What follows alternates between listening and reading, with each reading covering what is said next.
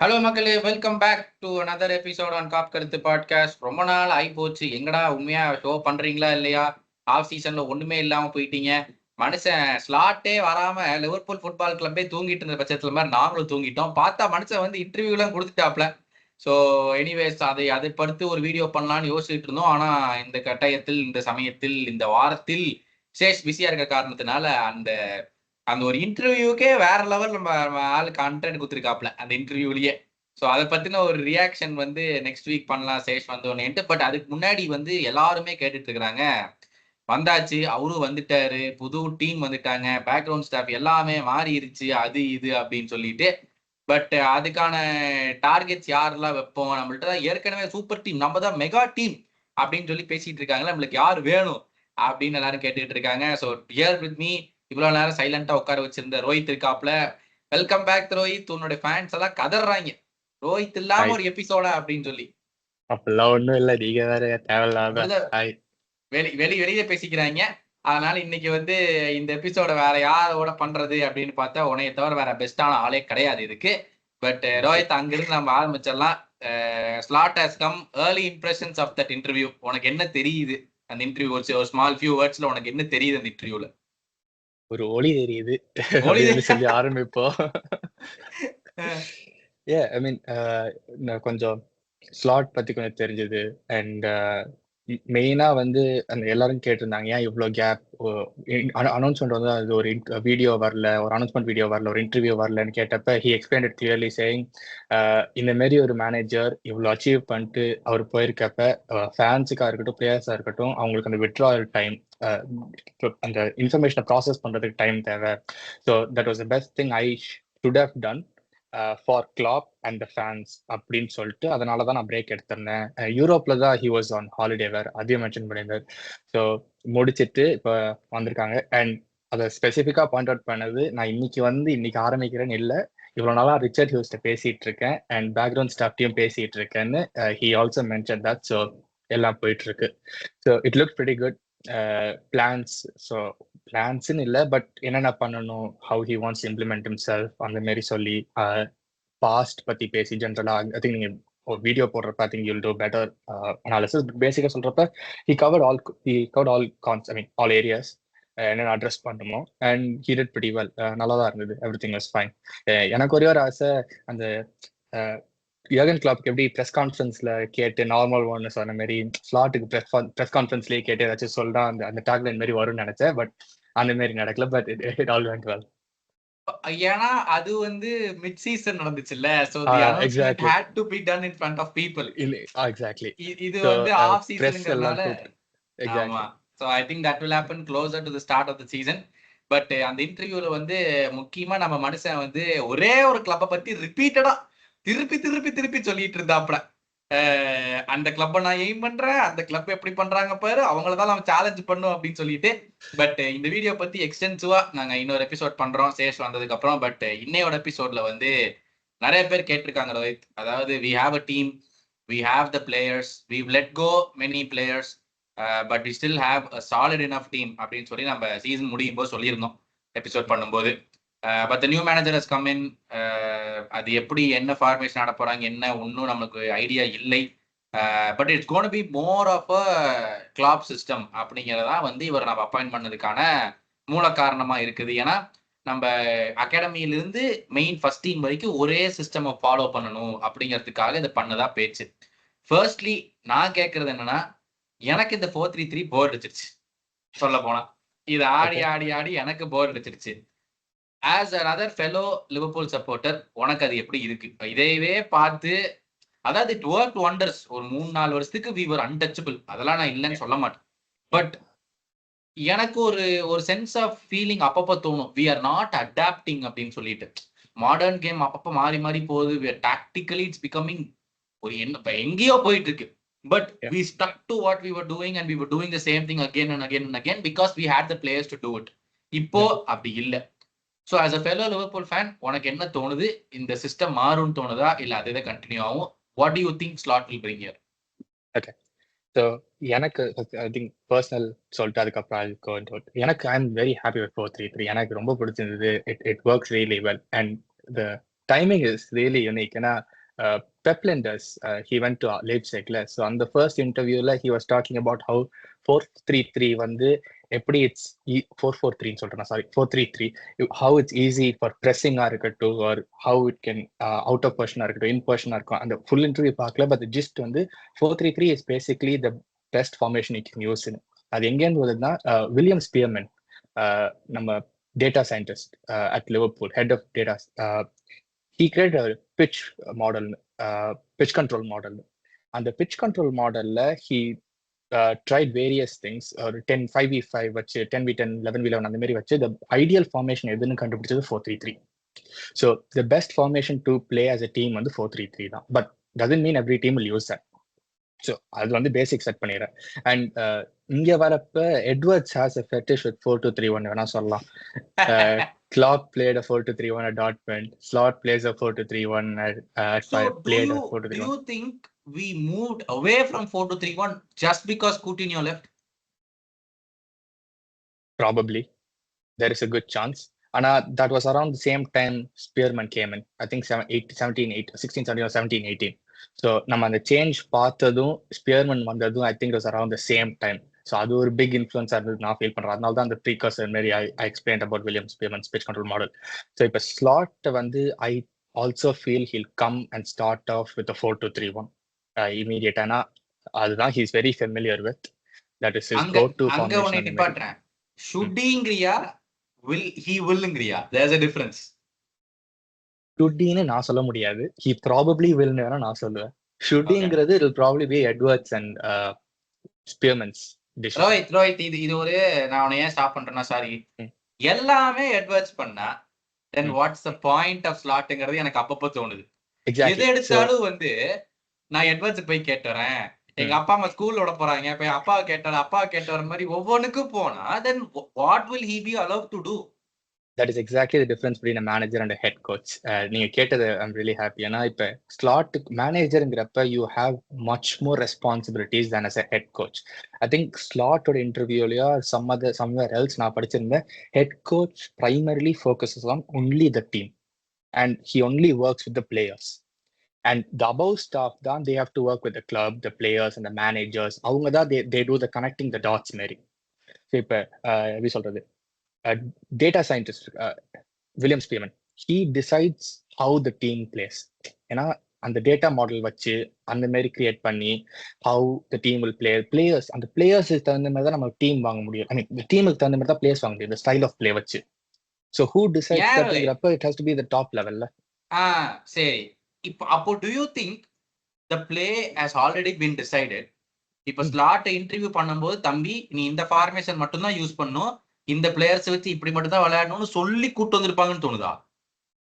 அப்படி எக்ஸாக்டா சர்டன் சொல்ல முடியாது. இட் மே பி லைக் இப்போ நீ 4-2-3 தான் அங்கே விளையாண்டுட்டு இருக்கீங்க, இங்கேயும் வந்து நீங்க 4-2-3-1 கண்டினியூ பண்ணுங்க. நாங்க ஒரு ஃபபினியா மாரி ஒரு பிளேயர் வாங்கி அவனை டபுள் பிவட்ல ஆட ஆரம்பிச்சு will form him to a proper 6, அதுக்கப்புறம் வில் மூவ் ஆன் டு 4-3-3. இது வந்து கிளாப்புக்கு நடந்த plan. I am not saying it be the exact same plan for slot. நான் சொல்றது இந்த மாரி ஒரு அவுட்லுக் இருக்கும். இந்த அவுட்லுக்கை தான் he'll have Slot has to follow. அதை ஒத்துக்கிட்டு தான் he could have come in என் பாயிண்ட் ஆஃப் வியூல. ஏன்னா இப்போ என் பாயிண்ட் ஆஃப் வியூ வந்து 2 big reasons head coach role கொடுத்து மேனேஜர் ரோல் கொடுக்காததுக்கு. One, Edwards wanted full control over transfers. I don't want another Klopp scenario. நான் சொல்றதா சட்டம்.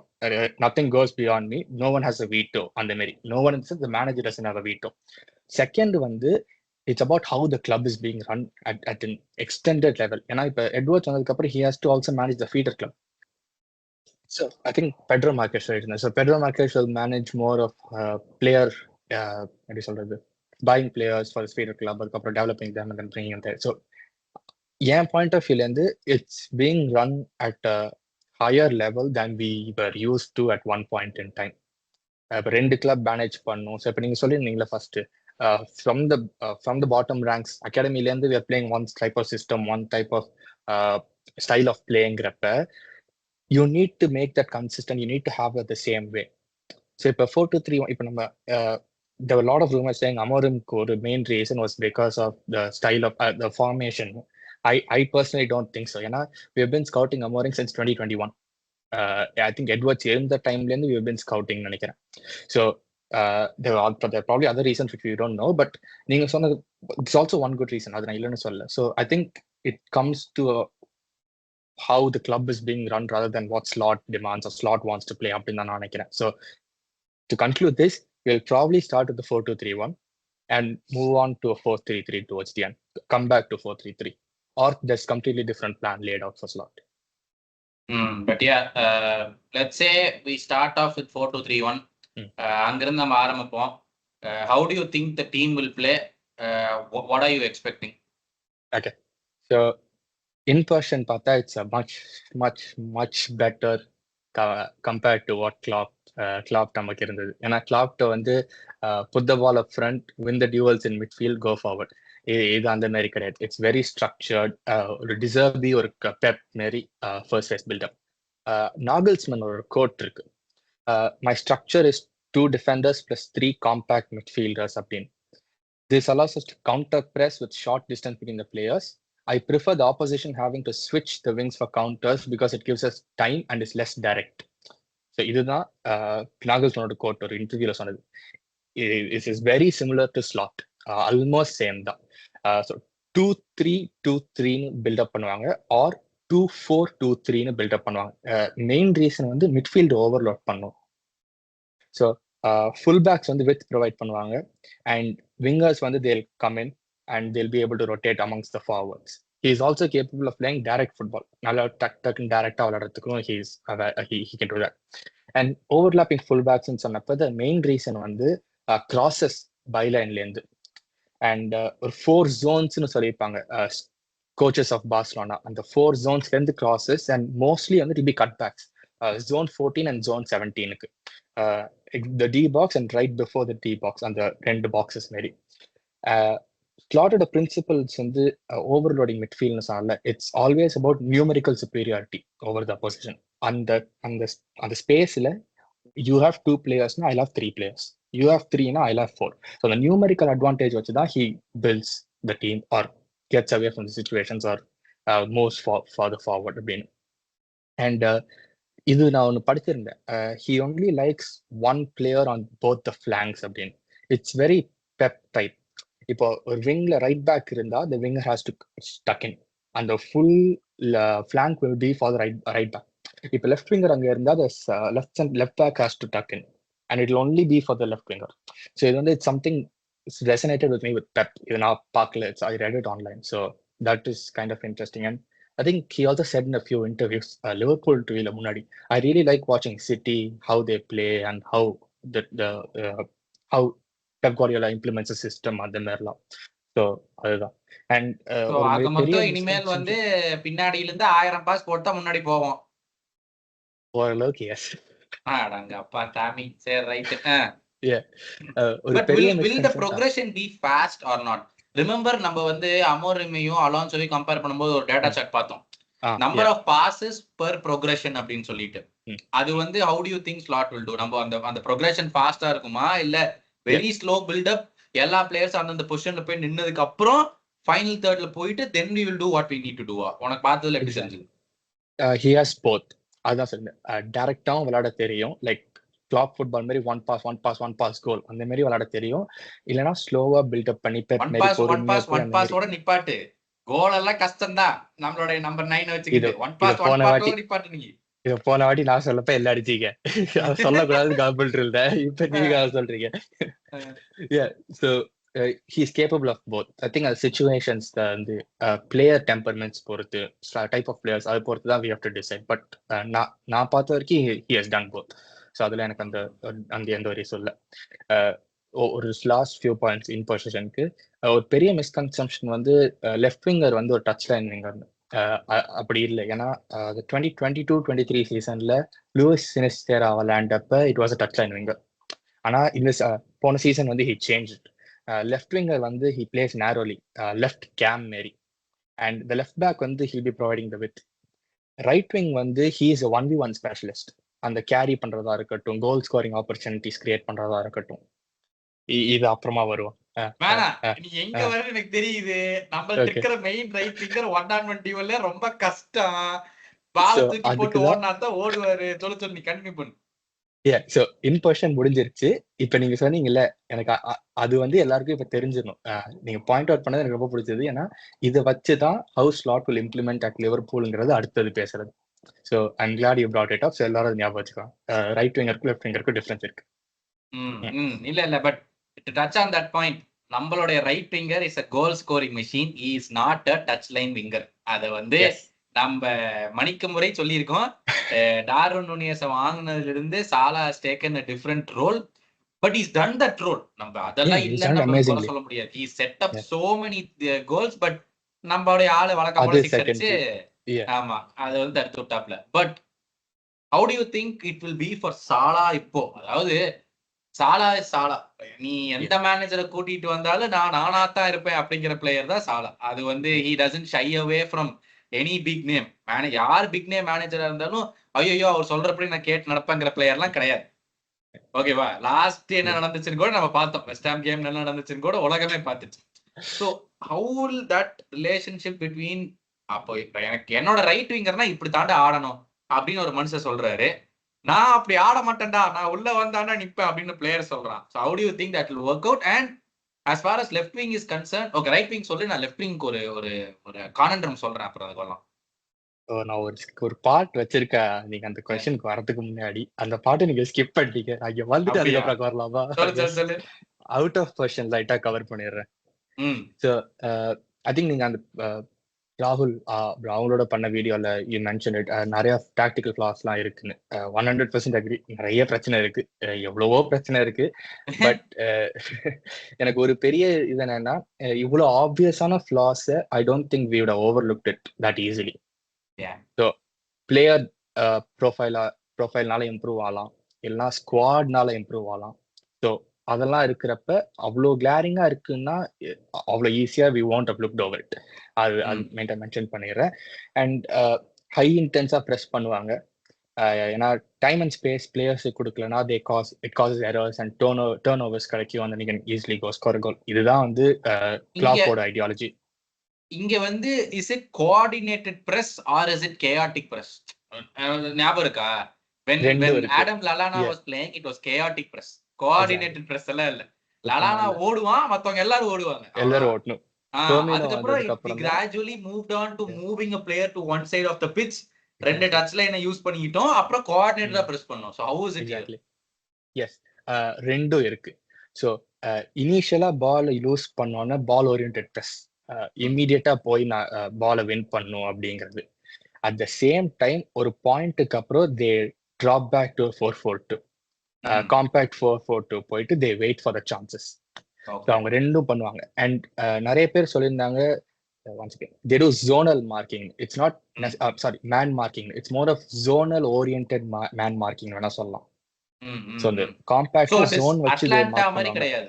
that is complete man marking. that is complete man marking. இது வந்து more of zonal oriented marking இந்த மாதிரி compact 4-4-2ல. So இம்மீடியட்டா பால் loose பண்ணா high press, அது வந்து அவங்களோட கீ. அதுக்கப்புறம் ஒரு ஃபியூ மினிட்ஸ் ஒரு ஃபியூ பாசஸ்க்கு அப்புறம் they go reactive zonal oriented marking, not necessarily man marking. நீங்க சொன்ன மாதிரி ரெண்டுத்துக்கு டிஃபரன்ஸ் இருக்கு. ஓகே. அண்ட் ஆப்போசிஷன் மோர் அட்வான்ஸா வந்ததுக்கு அப்புறம் 4-4-2 போயிடுவாங்க. ஓகே. 4-4-2 போயிட்டு காம்பேக்டா இருப்பாங்க. காம்பேக்ட்ல என்னென்ன நல்லதுன்னா இண்டிவிஜுவல் எரர்ஸ் கம்மியாயிடும். ஏன்னா you don't have 10 yards to defend, you only have 5 yards to defend. And counter attacking opportunities நிறைய இருக்கும். ஸோ ஒரு பால் வின் பண்ணிட்டு அவங்க எல்லாம் ஃப்ரெண்ட்ஸா இருப்பாங்க. So can just want put one up and then players. அதுதான் நீ கேள்வி ரோஹித். அதாவது டிஃபென்சிவ் பொசிஷன்ல வந்து 4-4-2 is very good. You don't lose much area மிடில்ல. நீ சைடுல போய் நீ கிராஸ் பண்ணு, நாங்க நடுவுல டுவல்ஸ் வின் பண்றோம்னா வின் பண்ணிக்கிறோம், ஹெட்டர்ஸ் வின் பண்றோம், we'll send it out அப்படின்னு. ஆனா when we win the ball with the hold பண்றதுக்கு யாரும் இருக்க மாட்டாங்க. அந்த மெயின் 2 ஃபார்வர்ட்ஸ் வந்து மிடில்லயே தான் இருப்பாங்க. கரெக்ட்டா? நீ பால் தூக்கி மிடில்லயே தான் கிளியர் பண்ணணும். இல்லனா கண்ண மூடி வித்துறதுக்கு போன்னு நீ ஓடுற பால பிடிக்கிறதுக்கு இந்த மாதிரி பேசணும். Is that not a trade off? To an extent, yes. ஆனா இப்ப நம்ம 4-2-3-1 எடுத்துட்டா, the way I see it is the number 10 will go up front with the striker and the two wingers will drop back. So if a ball தூக்கி போட்டா to left or right, the first person that comes to my mind who will be running is the two wingers. Correct. So அதுல I don't have an issue. They won't be in a much advanced position. இப்போ 4-3-3 இப்போ சாலா வந்து ஒரு Defender வச்சு சாலா half லைன்ல நின்றுட்டு இருப்பான். அந்த ஆலிசன் பால் போட்டு நம்ம ஸ்கோர் பண்ணிருக்கோம் அந்த மாதிரிலாம். இட் won't be that, எப்படி சொல்றது, that high of the pitch. அந்த ஒரு 5-10 yards கிடைக்காது. But the person will be doing the work will be a winger. அப்படிங்கிறப்ப I have a much better, என்ன சொல்றது, it will be more promising. ஒரு midfielder அந்த இடத்துக்கு போய் பாலை ஹோல்ட் அப் பண்ணி மூவ் பண்றதுக்கு ஒரு விங்கர் பண்றது it's more of his natural role. So அது ஐ திங்க் அது வந்து ஒரு இன்னொரு பெனிஃபிட் என்னன்னா, the center forwards or center forward or forwards will just run towards goal. The wingers role will be to go collect the ball, do what, see what's happening in the middle, cross it or pass it or whatever, exactly. And then finish up the chance. Okay. ஆமா, and they'll have 2 players to look up to. And if a striker, if striker வந்து ஓட ஆரம்பிச்சிட்டா, the 10 can wait to help the winger as well. Right. So combinations வச்சு they can go forward. இல்லனா if they're very much advanced na, he has 2 people to aim in the box. Right. 10 இருக்காங்க, striker இருக்கு. So you have both options. So இதுதான் out of question. Now coming to how he'll set up at Liverpool. So இப்ப ஒரு காயினுக்கு they say a coin has 2 sides to it. Everything almost, I mean a lot of things has 2 sides to it. அதே மாதிரி ஒரு சிஸ்டம்னா you can implement the same system or you can flip the system. இங்கதான் நீங்க கேட்ட கொஸ்டினுக்கு we come. So exact system நம்ம replicate பண்ணா Trent will have to play the Gertruda role. Gertruda வந்து அவங்க ரைட் பேக். அது வந்து he has to push into midfield. ஒரு 2-3 சொல்லியிருந்தல, அந்த 2-3 Trent will be the 3 with the license to bomb forward. Center channelsக்கு, white channels கிடையாது, center channelsக்கு. And இதுல biggest issue என்னன்னா, Salah will be biggest issue வந்து Trent. The issues will be Salah has to be a touchline 1v1 winger, which Salah is not. ஒரு 3 years 4 years முன்னாடி expect பண்ணியிருந்தா possible, but Salah's age is also declining, his physicality is also declining, so அது கஷ்டம். And பெரிய issue வந்து Trent in midfield. Best example Euro games, Southgate நம்ம பார்த்துட்டோம். பெரிய இஷ்யூ வந்து அவனால டைட் ஸ்பேஸ்ல அவனால ஹி கான் பிளே. பாடி பொசிஷனிங்கா இருக்கட்டும், most importantly ball retention. Best example யாரும் மறந்துருக்க மாட்டீங்க, Salah back pass to Trent Alexander Newcastle away கேம்ல ஆண்டனி கார்டன் போய் he went and score the goal. So Trent in midfield is no go for me any time anywhere. Klopp சொன்ன மாதிரி தான், why would you want to play the best right back in the world in midfield? So replicate பண்ணா you have 2 huge concerns, and the huge concerns வந்து 2 of the best players in the team in terms of attacking in threat, Salah and Trent. அடுத்தது வந்து it's flipping the system. So flipனா left becomes a right, right becomes your left. So அப்ப நான் first சொல்லியிருந்தேன், the left winger will play as an L cam, அப்ப Salah will play as a R cam. So he comes central. Upper Trent will have the license to go all the way up and down the flank. So அவனுக்கு full flank இருக்கும், which is more of the role that he used to have on the attacking role. So அவனுக்கு transitionம் ஈஸியா இருக்கும். So இப்ப இந்த இது பண்ணா we need a left winger, touchline 1v1 winger, and a defensive left center back, Gertruda type center back who can invert into midfield, or left center left back hybrid Mary. So இதுதான். இப்ப நீங்க கேட்ட கேள்வி, சாலா வந்து how do you use himனா, the ideal option is flipping the system. flip பண்ணா சாலா வந்து எப்படி he is playing narrow over in the season, I mean போன season, that is very similar to what we can expect in the flipped system. Left back ஏதோ you had a conundrum, what was that? இல்ல left விங்குக்கு வந்து of late, அதாவது ஐ defended Dias multiple times வந்து நிறைய பேர்கிட்ட வந்து ஐ defended Dias saying அவன்கிட்ட இருக்கிற ஒரு ஸ்பெசிஃபிக் குவாலிட்டி நம்ம பிளேயர்ஸ் யார்ட்டையுமே இல்லை. That is taking 1-on-1 பிளேயர்ஸோட 1-on-1 எடுக்கிறது வந்து வேற எந்த அட்டாக்கர்ஸும் நம்மள்ட்ட கிடையாது. Because all of the other attackers are very very direct. அதாவது they will push the ball in front and run, or they will run at the opposition defense. Diaz மாதிரி ஒரு டேக்லிங்கோ ஒரு மேனை வெளியே இழுத்துட்டு அந்த ஒரு டேக்லிங் பண்ணி தாண்டக்கூடிய திறமை அவன்ட்டு இல்லை. But for some reason he does that really well for Colombia. ஆனா நமக்கு பார்த்தா என்னமோ அடைச்சு வச்ச எலி மாதிரி உட்கார்ந்துருப்பான். அது ஏன்னு வந்து எனக்கு இன்னும் புரியல. Probably that is what is expected of him under Klopp system. Probably that's what he was asked to do கூட நம்ம சொல்லலாம். கரெக்டா? சோ நான் என்ன சொல்றேன்னா, இதெல்லாம் பண்ணிட்டு வந்தாலும் அவன்கிட்ட சுத்தமா அவுட்புட் கிடையாது. That is the major problem with Diaz. அது நீ என்னதான் டேக்கிள் பண்ணிட்டு வந்தாலும் he will pick the wrong pass in the final third. இல்ல அவன் எடுக்கிற ஷாட் எங்கேயோ போகும். இல்ல he'll always end up giving it back to the opposition coming back. அவன் பண்ண எல்லா நல்ல வேலையும் ஒண்ணுமில்லாம போயிடும் அந்த final third. So my question was, at the end of the season, Gakpo played really well in that left wing position. Left cam and ஒரு hybrid role வந்து he played really well. So do you think it's time to give Gakpo the full opportunity on that side and say, தம்பி நீ பிஎஸ்விலே அங்கதான் ஆடுன, நீ டச்சுக்கும் அங்கதான் ஆடுற, நீ இப்போ அங்கேயே ஆடு கைண்ட் ஆஃப் டைம்ஸ் அதை பண்ணணுமா? இல்ல we should stick with Diaz அப்படிங்கிற ஒரு இது இருக்குதா? இல்ல ஒரு 2-3 மந்த்ஸ்க்கு லாஸ்ட் சீசன், இந்த சீசனுக்கு பிஃபோர் சீசன் நுனியஸ் அங்க போட்டோம், ஒரு 2-3 மந்த்ஸ்க்கு போட்டோம். பையன் வாஸ் காசிங் ஹேவக். அதாவது ஃபினிஷிங் இருக்காது, but he'll put the right crosses in. Salah வந்து முடிக்கிறதுக்கோ ஜோட்டா இருந்து முடிக்கிறதுக்கோ வச்சு அந்த கிராஸ் கட்டா பண்ணிட்டு இருந்தான் அந்த வீக்ல. சோ இப்போ ஸ்லாட் சிஸ்டமுக்கும் நமக்கு இருக்கிற 3 ஆப்ஷன்ஸுக்கும் what do we do? Okay, first Diaz. நான் வந்து ப்ரொஃபைல் பண்றது is more of a ball carrier from defence to attack. அந்த 1v1 த்ரெட் வந்து எனக்கு தெரிஞ்சு he didn't have it at the level we want him to have. நான் நிறைய பேர் சொல்லலாம் கம்பேரிங் டு மானே கூட இல்ல, ஒரு எட்வர்ட்ஸ், ஒரு லிவர்பூலுக்கு யர்கன் ஸ்ட்ரைக் ஃபார்வர்டுக்கு he doesn't have the attacking intent at all, zero intent. So அது வந்து எனக்கு ஒரு பிக் இஷ்யூவா இருந்தது. அண்ட் நீங்க சொல்லிருந்தீங்க கொலம்பியாக்கு he did well அப்படின்னு. இப்ப யூரோஸ் இப்ப நம்ம எடுத்துக்கிட்டா Gakpo has scored the most goals, I mean 2 goals most goals scored நினைக்கிறேன், and he was playing in the left wing. and நிறைய பேர் can we play him at left wing அந்த மாதிரி ஒரு கான்வர்சேஷன் போயிட்டு இருக்கு.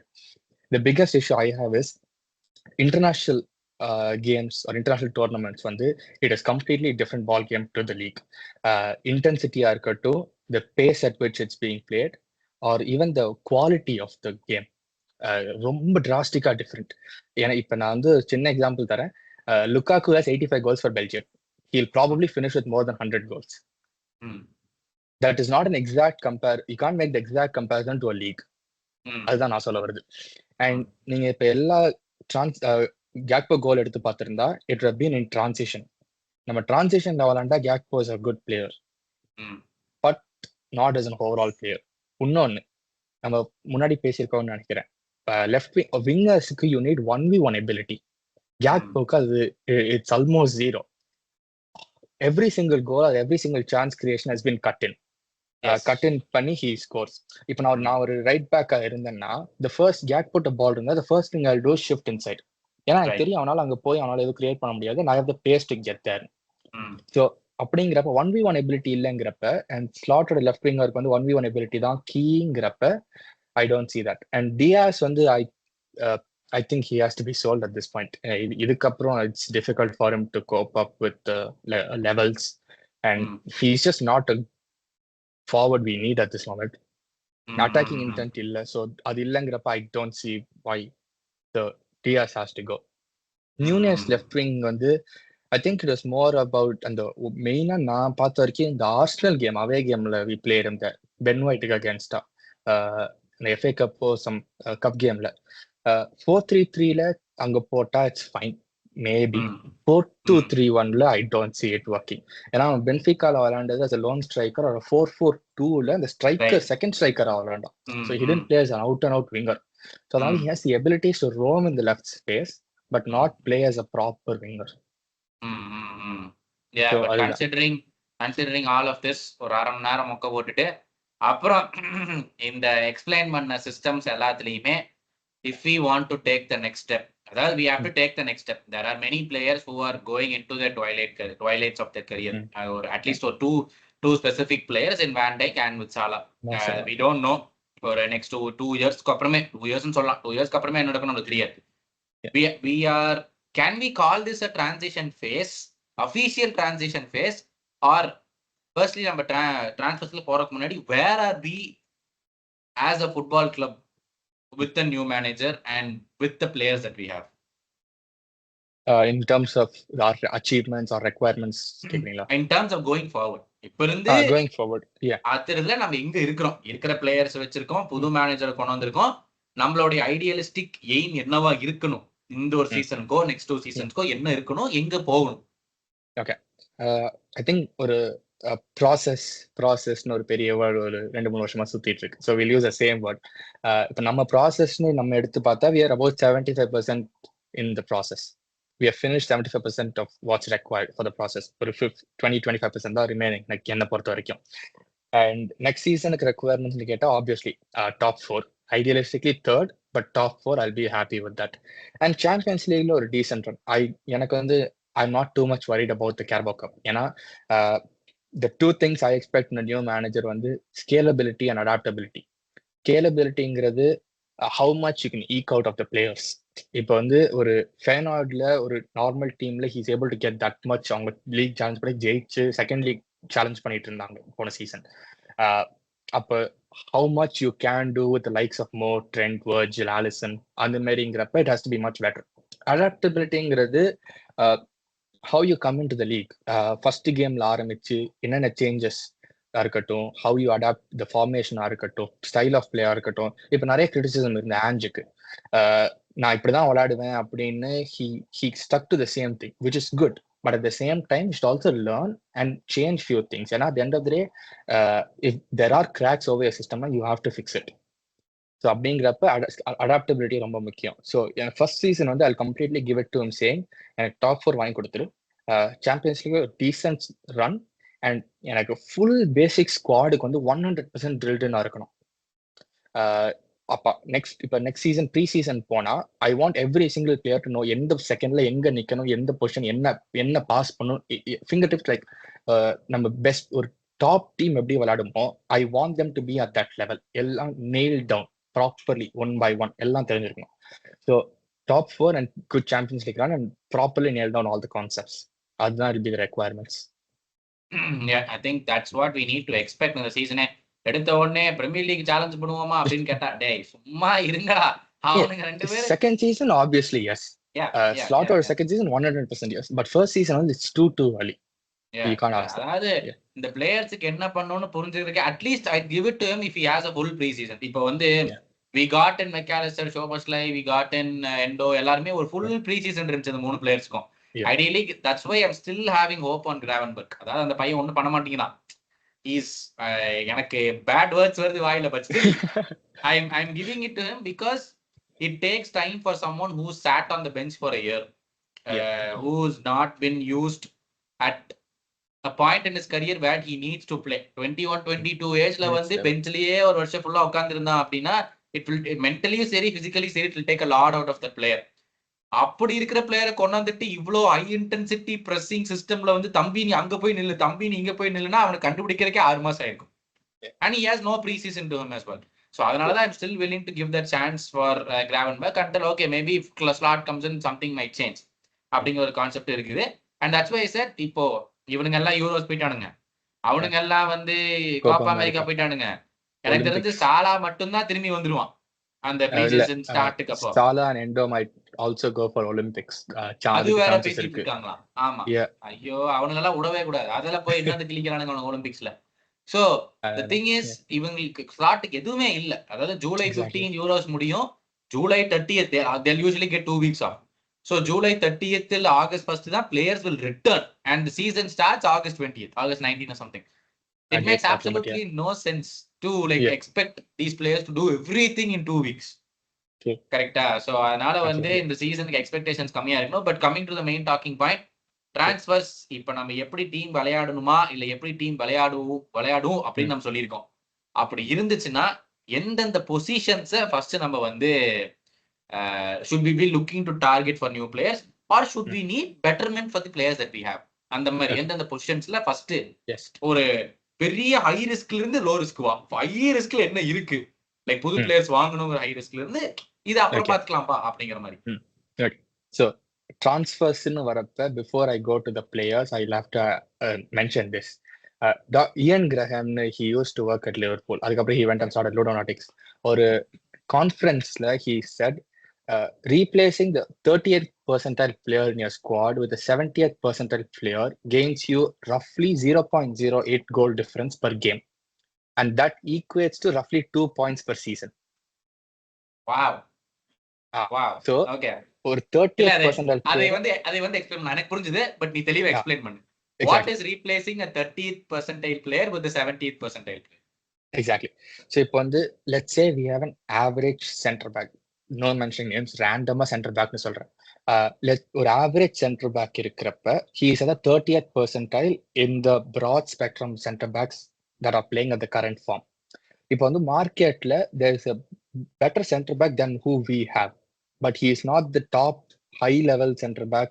எப்படி ஒரு பிக் ப்ராஸ்பெக்ட் அந்த மாரி நேம், ஒரு வர்ஜில் சென்டர் பேக் மாரி இல்லாம there is someone in between, ஒரு 70th percentile. அந்த பிளேயர் நம்ம போய் வாங்கிட்டு வந்தா he gains you roughly 2 points per season. நான் சொன்னோன்னே 2 சீசன் ஒரு பாயிண்ட்ல தோத்துருக்கீங்கடா இதனாலதான் சொல்லலாம். அது யோசிச்சுதான் எடுத்துட்டு வந்தேன். பட் லாங் டேர்ம் பெர்ஸ்பெக்டிவ்ல பாக்குறப்ப this is what you have to do. 30th வந்து 70th ரீப்ளேஸ் பண்ணாம you have to go for the top center backs or the high end center backs who have the most potential அப்படிங்கிறது. So we will never replace a 30th percentile player with a 70th percentile player. அது முதல்ல ஞாபகம் வச்சுக்கணும். ஏன்னா has that been the case with Edwards always? So okay, Shelah absolutely, வாங்குறதுக்கு முன்னாடி who was our right winger? எனக்கு இப்ப ஞாபகம் இல்ல but was it Downing? probably yes. கரெக்டா? நான் Jurgen Klopp வந்தப்போ தான் ஆரம்பிச்சேன். It's probably him, yes. I think it's probably Downing. I don't remember Yeah, யாருன்னு. But yeah, Downing to Salah, do you think it was a 30 to 100% jump? I don't think so. it was. ஏன்னா Downing to Brandt was a 30 to 70. Ooh, ஏன்னா Klopp wanted Brandt, Brandt, Julian yes. Brandt from Yep, Dortmund. yep. Brandt is the 70th percentile player. Downing or whoever was playing right back was the right winger was the 30th percentile player. Salah was the peak prospect. ஏன்னா எப்படிப்பா நீ வந்து சாலா was தான் சொல்றீங்கன்னு நான் கேக்குறேன். ஏன்னா first அவ்வளவு season பெரிய நேம் he broke the இல்லையே. goal record first season at Liverpool. ம், ம், So see, ம். இப்ப நம்ம வந்து செல்சி ரீஜெக்ட்னு சொல்லலாம். ஃபியோரண்டினா ஒரு ரொம்ப Yeah. எனக்கு அவ்வளோலாம் தெரியாது, ஒரு ஆவரேஜ் ம், டீம் என்ன பொறுத்த வரைக்கும். ம், ஆவரேஜ் டீம்ல ரொம்ப பெருசாலாம் ஏதோ பேர் வாங்கி he wasn't like big name அப்படின்லாம் எதுவும் இல்ல. yep. நார்மல் விங்கர் தான் சொல்லிட்டு இருந்தாங்க. அப்ப ம், what it comes down is the underlying data. ம், The underlying data said he is not the 70th percentile player. He has the potential to be one of the best அப்படின்னு. ம், So ம், அதனாலதான் we went and brought him, and that's why I'm saying he is not the 70th percentile. He's probably one of the best prospects. I'll say the same for Mane. I'll say the same for Robertson. ம், ம். Aux கூட சொல்லுவேன், கேட்டாக் சொல்ல மாட்டேன். அது Yeah. வந்து ஒரு personal vengeance இருக்கு. அப்பா. ம், ஆக்ஸு கூட I'll say the same thing. அந்த சாம்பியன்ஸ் லீக்ல அந்த நீ இன்ஜுரி வரலனா he would have been one of the best players, one of the best midfielders. அவன் இருந்திருந்தானா ஹெண்டர்சன்லாம் ஓகே. ஆனா, ஆனா, ஆனா, ஆனா, அந்த பிளேயர் நம்ம பொறுமையா வேணாம் விட்டுரு. நல்லா ஆமா. போயிட்டு இருக்கு. So yeah, நம்ம it has always been the case. ஆனா லாஸ்ட் 2 years என்கிட்ட கேட்க கூடாது, ஏன்னா கிராமும் இல்ல, எட்வர்ட்ஸும் இல்ல, யாருமே இல்ல. கிளாப் தான் he was a sporting director. Yep. அங்கேயோட வில் finish that. And எட்வர்ட்ஸ்ட வரப்ப எட்வர்ட்ஸ் லேப்டாப்னு எடுத்துக்கிட்டா it will always be the money ball signing, not a marquee signing. Yeah. So ஒரு இம்பார்ட்டன்ட் கீ பொசிஷனா இருந்தா நம்ம மார்க்கி சைனிங், ஒரு ஆலிசன் மாரி, நம்ம Yeah. பேர் என்னன்னு கூட மறந்துட்டேன், கேரியஸ், அவனை ஐயோ, அப்பா. வச்சுக்கிட்டு இருந்த ம், எக்ஸாக்ட்லி ம். கேரியஸ் So, வச்சுட்டுலாம் key இருந்தப்ப positions நம்ம சொல்றது மேபி கோல் கீப்பர், ஒரு சென்டர் பேக், ஒரு நம்பர் 6, ஒரு defensive centre midfielder. Forward. Yes, I think hmm, அந்த பாயிண்ட்ல கீ பொசிஷன் வேணா சொல்லலாம். ஏன்னா ம், இப்ப ம், நான் அந்த at that point in time நம்மளுக்கு எல்லாமே செட் ஆயிருந்தது, கீப்பர் மட்டும் தான் இஷ்யூ வந்தது. ஸோ அப்ப correct. கீப்பர், ம், இப்ப வந்து டிஃபென்சிவ் மிட்ஃபீல்டர். ஸோ இப்ப நீங்க ஆ, கேட்ட கொஸ்டினுக்கு ஹை ம், ரிஸ்க் டு லோ ரிஸ்க். ம், ஸோ இப்ப ரெண்டு சொல்லியிருந்தேன், ரெப்ளிகேட் பண்றது, ஃபிளிப் பண்றது, ரெண்டுத்துக்கும் we only need 3 players. Hmm, high risk வந்து defensive midfielder, hmm, medium risk இல்ல, அதுவும் ஹை ரிஸ்க் தான், left centre back or left back hybrid. இது வந்து இந்த ஃபிளிப் பண்றதுக்கு. ம், ரெப்ளிகேட் பண்ணுனா left back, proper left back, Robertson மாதிரி ஒரு லெஃப்ட் பேக். ம், ம், ரெண்டு லோ ரிஸ்க் வந்து ஒரு லெஃப்ட் விங்கர், மீடியம் ரிஸ்க் ஒரு ம், left winger. These are the 3 ம். positions we want for a proper 11. ஏன்பா தம்பி ரைட் சென்டர் பேக் கையான்னு கத்துது. எவனா இருந்தாலும் 2 கொனாட்டேவா? மேட்ச்ல படுத்துக்கிறானுங்க ரைட் சென்டர் பேக்ல. அது யோசிச்சு பாரு நான் ஒரு அவங்கள என்ன ஸ்டாட் பண்றது? படிச்சேன். நம்ம குவாட்ருபிள் சீசன்ல Konate was available for 98.4% of the games. அப்படியா? அடங்கொய்யால அவன் ஆடின ஒரே சீசன் அதான் போல அப்புறம். சீரியஸா 98.4% ஆஃப் த கேம்ஸ் வாஸ் அவைலபிள்னு படிச்சிருந்தேன். ஸோ வா. 100% I agree. But Quansah or Gomez இருக்கிறப்ப is that what we need at the moment? Like priority சைனிங்னு கேட்டா இட் பி தீஸ் த்ரீ. அது வந்து it be more of later point in time. Next season next transfer window கூட பார்த்துக்கலாம். இப்பன்னு கேட்டா I say these three.